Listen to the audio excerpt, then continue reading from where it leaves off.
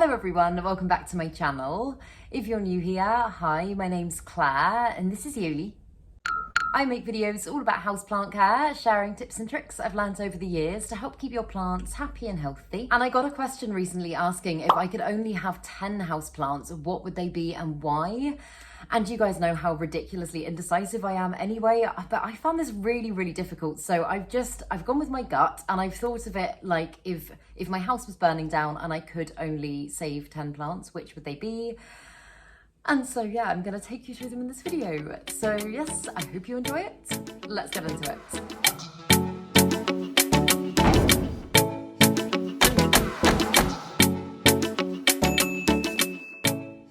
So when it comes to the 10 plants that I would save if my house was burning down, I probably haven't chosen the most practical plants because some of them are quite big. But the first one will come as no surprise to you, but I absolutely had to include her because she is the apple of my eye right now. It is my Monstera dubia, which is, oh, there we go. She's just there. I'll put some clips in of her because she's too big to bring over. But that plant has just absolutely amazed me, and I think if I saw her in someone else's collection I would love her, but I think just because she's been on such a journey and she's transformed so much in the time that I've had her, because she was quite a small shingling plant when I first got her about 9-10 months ago now, and in the time that I've had her, as you can see, her growth has just developed so much. She's really matured. She's starting to get the most incredible fenestrated leaves, and I feel like the whole form of that plant is just, I mean, it's almost like two completely different plants. And I know people talk about like proud plant parent moments, but she is a plant that really does make me feel like a proud parent. Like if anybody ever comes over to my house, even if they're not a planty person, I will always want to make sure that they admire my Monstera dubia and just really take her in, because I think she's just magnificent. And when I think of my collection, she is one of the first plants to pop into my mind nowadays, and I was going to say, I don't think I could live without her. I think it would be very sad if I didn't have her anymore, and I do adore her. So yeah, I would not leave the building without that one. And the second one is one that I haven't actually spoken about properly for a while, but it is and has remained a kind of constant favourite in my collection. But it is my Peperomia Hope. I just absolutely adore this plant. I think the structure of its growth is just so beautiful. It almost doesn't look real. It just looks like the little leaves have just kind of been stuck onto the vines because it's so perfect. They're just like little pennies. And it's such a fast growing Peperomia, and in my experience with Peperomia as well, it has been one of the easiest to care for. Like, touch all the wood, it hasn't given me any grief in the time that I've had it, and it's just, as I say, grown so quickly. I did actually chop some of its vines this morning, actually, just to give it a little trim, propagate those sections, just because I've got it hanging in my kitchen and it was getting to the point where it was kind of trailing down onto me. And although I don't mind it, I kept catching myself and I thought it was probably time for a haircut. But the thing with a lot of other Peperomia in my collection, I found that they can just, I mean, I struggled with Peperomia for years and years, and I found them to be quite temperamental. They didn't seem to like underwatering, but then they also didn't like, obviously, overwatering. And I just found striking the balance really difficult. And this one, in my experience, it looks quite Hoya-like, and it actually does behave very similarly to a Hoya, apart from the fact that it does grow very quickly. But it is so low maintenance. Like, I really don't do a lot to this plant. It's been in so many different conditions over the time that I've had it. It lived in the conservatory for a while. Now it's here, and it doesn't actually get that much natural light. I mean, it gets kind of, I would say, medium light, and I thought that the plant would really kind of kick up a stink because it wasn't used to those conditions, and it's acclimated really well. It seems really happy, and it's just a very jolly plant. I really love it, and it makes me very happy. So yeah, it was also the first plants that I brought to my flat. Actually, this and my Monstera dubia were the first plants that I brought the day that I moved in, because I was so excited to get plants in here. But yeah, it's a constant favourite. It's also definitely, I mean, I picked this plant up for I think about £2. It was very small when I got it, but it was very cheap to buy. As I say, very easy to look after, and yeah, I love it and I would save it. And the next one is actually a little bit, well, heavy and a little bit floppy at the moment because it is due for a water, and it has started massively growing towards the light. But this is my Anthurium magnificum, and as you can see, I mean, in the name magnificum, she is just magnificent. I think the veination is stunning. It's not quite so pronounced as some of my other velvet leaf Anthuriums, and in fact, I'm looking at my Alocasia frydek behind me here. Obviously, that's got really striking white veination, and it almost kind of looks like a cartoon plant. This one is a little bit more subtle, but there's just something about it that just really, really grabs me. And I've got this one right above my bed and I love it there. I love the look of it. It seems really happy. And whenever I go into my bedroom, I always just look at this plant and just think how amazing it is. Like, I mean, velvet leaf Anthuriums for me on the whole just kind of blow my mind. Like, they don't always feel like they should be real plants. I know I've literally already said that about a plant in this video, but it just, I don't know, I think because it is such a tropical looking plant and you don't see anything like this over here in the UK, it just really amazes me, and I feel very, very grateful to own it. And I think as well, because it's definitely not the fastest growing plant in the world. Like, it can go months without giving me any new growth at all, even though I think the plant is happy. It's just naturally quite a slow grower. But for that reason, I just find its growth so rewarding. Like, this is its most recent leaf, and if I put it next to my face, you can see just how big it is. So yeah, whenever I start to see her getting ready to give me a new leaf, I get so unbelievably excited.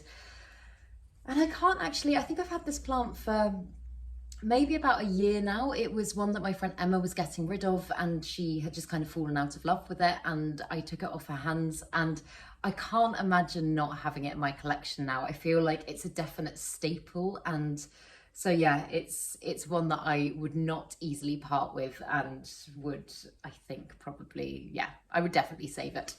And another one that I feel like I don't really talk enough about on my channel, but I do really love, is the monkey tail cactus. And she's not looking quite as full as she was. I had a Yoli tail incident. I watered her and I put her by the window on the floor to get some sun. And as you can see, there was a breakage there, and there was another breakage that I actually chopped off right at the bottom to propagate. But I just love this plant. I'd wanted a monkey tail cactus for such a long time before I finally got one, and I got mine on Etsy. I'd hunted literally high and low to try and get this plant, and for some reason in the UK, they're just not that easy to get a hold of at the moment. And I thought before I got this plant, I know I've said this before, I am repeating myself, but I thought that it would be like ridiculously spiky, and if I was to stroke it, I'd get loads of needles in my hands or like glycoids, and it would be horrible. But it is the softest thing in the world. So it's just kind of like a treat for the senses in every way. It looks beautiful, it feels beautiful, and it is another one very similar to the magnificum that I just spoke about that is very, very, very slow growing. In the time that I've had it, it doesn't feel like it's given me that much growth at all, but when I look back at the clip from when I first unboxed this plant, I can see it's probably grown about that much, I would say, which is quite significant. But I think because it's obviously like what do you call them, like leaves, vines, cactusy bits, they just get longer, and it's not like it's pushing out a new leaf. The growth is quite gradual, and if you see the plant every single day, then it's kind of difficult to be able to tell whether or not it is actually growing. But as I say, when you look at the clips, you can see that it is. And yeah, I just really adore it, and it's one that I'm still kind of, although I've had it for a little while now, the novelty of the plant still hasn't worn off, and I feel very grateful to own it. Every time I look at it, I'm just like, oh my goodness, I can't believe I finally have you. It's one that was on my wish list for, I want to say like a couple of years, and I just couldn't find it anywhere. So yeah, I would not let this one go in a hurry, and I think I probably just don't talk about it as much because there's not always big updates to be given because it is kind of very slow and steady in its growth. But yeah, I think it's wonderful, and it is, I would say, definitely one of my favourite plants. The next one, again, I'm going to have to put some clips in of. I can see her from where I'm sitting, but oh my goodness, she has got so big. I didn't actually realise how much she'd grown. It's my variegated euphorbia, but again, very similar to the monkey tail cactus because she doesn't push out new leaves or anything like that, and her growth is very slow and steady. Sometimes it can be a little bit difficult to gauge how much she's grown. But again, when I look at the clip of when I first got her I did an unboxing video for that. It was my very first House of Kojo unboxing, which I think was about 1.5 years ago. And she was only about, I think about that big at the time. And even that is a fair size, but she comes up to probably like up to the top of my rib cage now. She is just ginormous. And I love the growth pattern with this plant. I love the fact that she's starting to branch. I am thinking about giving notching a go with her. I was speaking to a friend about this earlier. I would love to try and encourage some more branching. Firstly, just because it looks amazing, but also so that her weight is just a little bit more evenly distributed, because I'm aware that she is getting very top heavy, and if she keeps growing at the same rate, I'm probably going to have to chop her, and I really don't want to have to chop her. But I just love the colour of the plant. She's so striking, and the great thing with my one, the thing that I love about my one is that she's also got these darker splashes of variegation on her, and I don't think I've actually seen that in anybody else's variegated euphorbia before. Maybe it happens a lot, but I just think it makes mine really unique, really special, and yeah, I just really appreciate her. Can't imagine my collection without her. And she's also definitely one of my easiest care plants. Like, I only water her about once a month, and apart from that, I just leave her with good light, and she just does her thing. She just gets on with life and has never given me any drama. So she's just an all-round fantastic plant, and definitely one of my consistent favorites. And I don't think I've ever included this next one in one of my favorites videos before. She's only really kind of become a favorite of mine. I mean, I've always loved her, but she's only really become a favorite of mine fairly recently, I'd say. But it's my Scindapsus Silver Hero. And I love Scindapsus so much, but previously it was a plant that I struggled quite a lot with. And the Silver Hero, at the time that I first got my cuttings of this plant, was considered quite a rare plant. Like, it was quite expensive to buy, and I was a little bit nervous about it. I was just kind of thinking like, oh, I really hope I can do what this plant needs in order to thrive. I hope I don't let it down. And I've had it in my cabinet, which it seems to have just loved, and it's growing like a weed currently, and it's just making me really, really happy. Like, I love the bluey silvery plants, and I love the colour of its leaves. Again, they are a little bit curly. I did give it a water this morning, but before then it was in desperate need of a drink, so a little bit curly. But yeah, I don't know if it's to do with the fact that I changed the environment. As I say, it's in the cabinet, but I found it to be, again, very easy to care for. I find its growth very rewarding. I am really excited to, at some point, probably get it in a hanger and have it trailing down somewhere, or maybe train the vines to go across the wall. Yeah, it was kind of a toss-up with my hanging plants, because I've got a lot of hanging plants, and I also, like, ones that almost made this list were things like the Marble Queen Pothos, stuff like that. But in the end, I settled on this one just because it's bringing me so much joy at the moment. And yeah, I think it's a wonderful plant. And again, the next one, I'll put some clips in of, because she's so big nowadays, it's really difficult to bring her over to the camera. But it's just my standard Monstera deliciosa, and I love Monstera deliciosa anyway. But this one is particularly special because it's one of the first bigger plants that I ever successfully propagated. Before this one, I think I'd done lots of succulent propagation. I'd propagated some pothos and stuff like that, just kind of very, very basic, very standard. And this one was a lockdown propagation that I started, I think pretty much at the beginning of lockdown, from a really small one-leaf cutting. In fact, I think I put the picture on Instagram, so I will put a picture in of what she looked like then. But again, this is one that I just feel such immense pride for, just in the way that she's matured and developed, and looking at her when she first started and looking at her now, like, as you can see, the fenestration on her is just absolutely incredible. And she's another one that I was a little bit worried about when I first moved here, because obviously, as you can see, the spot that she's in at the moment doesn't get the most amazing natural light. And before, she was getting fantastic light. And I think that's definitely what helped her to reach the maturity that she's reached in such a short amount of time.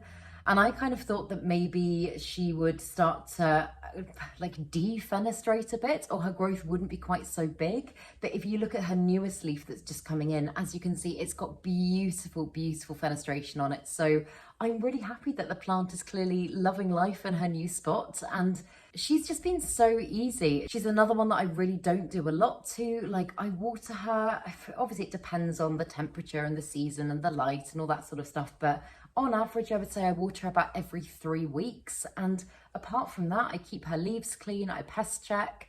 That's pretty much all I do, and she's never given me any trouble. She's always just done well, and yeah, I love the look of her. I think she's such a statement plant, and I just really don't think you can beat a good Monstera deliciosa. I think they are just fantastic. So yep, that one is a firm favourite on my list. And this next one, I made a video on the other day because I tried the chop and extend method for the first time, but it is my Philodendron Splendid, which now I can actually fit on camera quite easily. Before I chopped her, it was quite difficult. But this is a plant that has just really, truly got my heart. It's one that I was going to say idolized, but like a plant that I'd wanted for ages. I didn't really ever think at that point in time that it would be attainable. And I got this as a cutting from the first plant swap that I went to, which I guess was getting on for kind of like 10 months ago now. And she's just done so well for me in the time that I've had her. And I knew that I was going to love this plant. Like, you know, when you've got your eye on a plant and you know that guessing it's going to make you really happy, but I did not think that I would love this plant this much. It is definitely, oh yeah, I would say definitely my favorite philodendron in my collection. I love the way that she grows. I love the fact that since the chop and extend, which I only filmed that video, I think 4 days ago, but she seems to be responding well so far. I really don't want to jinx things, but as you can see, the leaf that she was pushing out has kind of completely unfurled now. There's been no drooping, nothing like that. She seems like she's fairly resilient and handling the change pretty well at the moment. I know it is probably too soon to tell, but I'm putting all of my faith in that method because I cannot even put into words how much I love this plant. And I think her leaves are they're almost kind of, I was going to say like electric. Does that make any sense to any of you? But like the veination is just so luminous and so, and I don't know, like the glossiness of her leaves. I know I'm not making any sense. I know I'm gabbling, but this is a video of me talking about my favourite plants. So what else do you expect? But yeah, this one is just one that brings me so much joy, and I feel so grateful to own. Even though I've had her for almost a year now, I am still so grateful to own her. And I love the smaller section of plant that I was left with as well when I did chop her. I've got a friend that wants some cuttings of that, so I might give 1 or 2 cuttings away, but I am going to focus on getting that plant back to the best and healthiest that it can possibly be, and just really put my focus onto this section for now. But I really also love with its new growth, because obviously this is a hybrid plant. It's a cross between the melanochrysum and the verrucosum, and when its new leaves come in, you can see the verrucosum. Like, that could almost be a very long verrucosum leaf. And yeah, just look at the back of that leaf. Isn't that just stunning? So yeah, this is one that I'm very excited about and I really love, and would probably be, oh, I don't want to put like a tip top on here, and I never do things in order, but I think currently this would be a plant that I would grab. I'd probably grab it first, to be honest. And I'm guessing that this is a very slow burning fire, because the next plant I've chosen is also a very, very big one. It's one that is pretty much always on my favourites list because I love it, and I really honestly cannot imagine my collection without it. I think my house would just feel really naked if I didn't have this plant. It is my bird of paradise, and I just, again, can't get over how far this plant's come in the time that I've had it. I've said before, it's not the fastest growing plant in the world, but I think you can tell, and especially because she's just given me those 2 beautiful new leaves, you can kind of tell how much her growth is sizing up with each new leaf. And because even though she might wait kind of 5-6 months to give me a leaf, maybe that's an exaggeration, let's say 2 or 3 months to give me a new leaf, depending on the time of year. But because the growth is so dramatic when it happens, it really alters the structure of the plant, and it makes it feel like, the plant is constantly changing, but it makes that change very, very dramatic compared to some of my others. But it's just the most perfect plant for creating that jungle vibe. Again, I'd wanted a bird of paradise for such a long time before I finally got one. And I actually am very surprised that I went such a long time without one in my collection, because I just cannot imagine not having that plant anymore. So yeah, I know I'm saying I love all of them, and I know I always say that, but I really love that plant and I could not part with it. So yeah, that is again another firm favourite. And lastly, this is a relatively new addition to my collection. I've only had this plant for a couple of months, and there was a bit of an internal fight in my head over the spot for the 10th plant on my list, but I decided on this one because it is bringing me so much joy, and it had been a wishlist plant for a while. But this is the Philodendron Dean McDowell, and I got this one from Grow Tropicals at the beginning of January, I think. And I've wanted it again for a really long time. It's a cross between the Gloriosum and the Pasterzanum, and I've got the Gloriosum. I've heard really scary things about the Pasterzanum, that it's just really hard to look after, and hearing people say so many negative things about it, I've just personally never gone for it. But this one has been, in the time that I've had it, which I know hasn't been that long, but it has been so low maintenance, and it's giving me lots of new growth, which is really encouraging. As you can see, it's got a big new growth point there, and it's about to pop out a new leaf. And I'm always very, very selective about the crawling plants that I choose to be in my collection, just because obviously you have to plant them like this. This takes up so much space, and when you come to kind of like chop and propagate them, it can be a little bit difficult to find the room to be able to successfully do it, because again, you just have to invest in more and more crawling planters, and I don't have that much space in my home. But this one is totally, totally worth it for me. I think her leaves are just so, look at that. That's a relatively new one just there. But they're so glossy and they're so pillowy, and they almost look like a beautiful painting. Like, again, kind of don't look real. And they're also, I think because obviously it's a Gloriosum hybrid, they're not velvety, but they're definitely not kind of like typical waxy leaves. Like, if I compare them, they're almost quite similar. Is that a good comparison to make? I don't know exactly how to compare the texture of this plant, but they are very, like, it feels like they've got lots of very fine hairs all over them. Kind of like the texture of skin is how, which is not selling this plant. I think that is probably how I would describe it.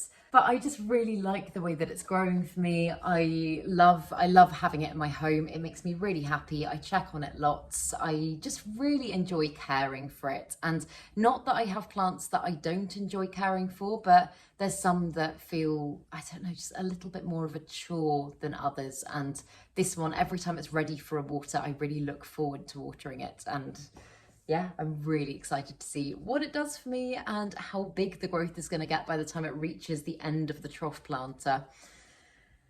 So yes, I think those are my current top 10.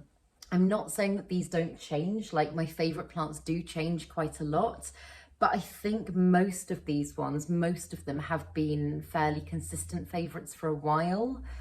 There are obviously some, like I was looking at my big Variegated Monstera over there, like obviously I would want to save her. My Friedeck as well. I ideally would like to save all of them, but if it's only 10, then right now, those would be my 10. Oh, camera's wonky. But yes, do let me know. Oh, it's still wonky. We're just gonna go with it. But do let me know down in the comments below, if you could only own 10 plants, what would they be and why? And yeah, if you had to save only 10 plants from a burning building, which would they be? But I really hope that you enjoyed this video, and if you did, please make sure to give it a thumbs up, subscribe to my channel, have a lovely day, and I will see you in the next video.